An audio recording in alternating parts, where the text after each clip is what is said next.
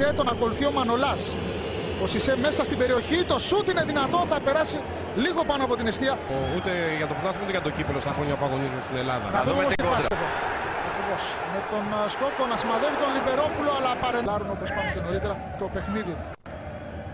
Ο Καράμπελας ζήτησε κάποιο φάουλ εδώ, διαιτητής αφήνει το παιχνίδι να εξελιχθεί. Ο Λιμπερόπουλος βρίσκεται μέσα στην περιοχή, έχει σηκώσει από την άλλη όμως ο επόπτης το σημαίακι του για offside στο παιχνίδι. Θα ήταν πολύ νωρίς το παιχνίδι για τον Παναθηναϊκό, καλύτερο δηλαδή για να προηγηθεί. Εδώ το σουτ και το 1-0 για την ΑΕΚ. Από τον Παναγιώτη Λαγό. Παναγιώτης Λαγό. Από το 13ο, ζωντανή μετάδοση του Κόνεξ TV Sport για την και έχουμε τον γκολ. Ισοφαρίζει. Ο Τζιμπρίλ Σισε είναι που ισοφαρίζει στο 21ο λεπτό. Απαντάει στο προβάδισμα της ΑΕΚ. Στον Τζιμπρίλ Σισε, ο οποίος από πολύ κοντά κάρφωσε την μπάλα στο βάθος της εστίας του Σεμπαστιάν Σάχα.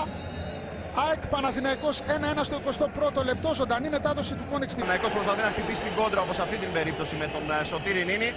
Πιέζεται από τον Μάκο, είναι πάρα πολύ καλή πάσα για τον Σισε. Πέρασε την μπάλα, απομάκρυνση πάνω στη γραμμή από τον Ασούτη. Μεγάλη ευκαιρία για τον Παναθηναϊκό. Δεν πρόλαβε ο Λέτο. Τους έστρωσε στον Σπυρόπουλο, η μπάλα βρήκε στον Διόπ.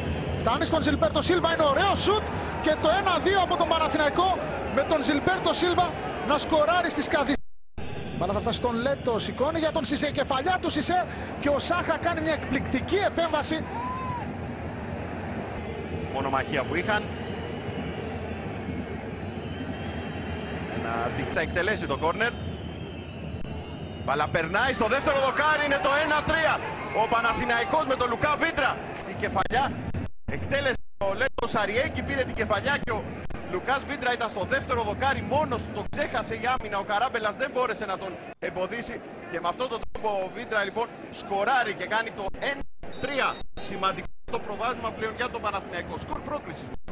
Ακριβώς πριν πάμε, ο Χιμένεθ φωνάζει στους παίκτες του να πάνε προς την περιοχή του Καρνέζη. Το σούτ από τον Σκόκο.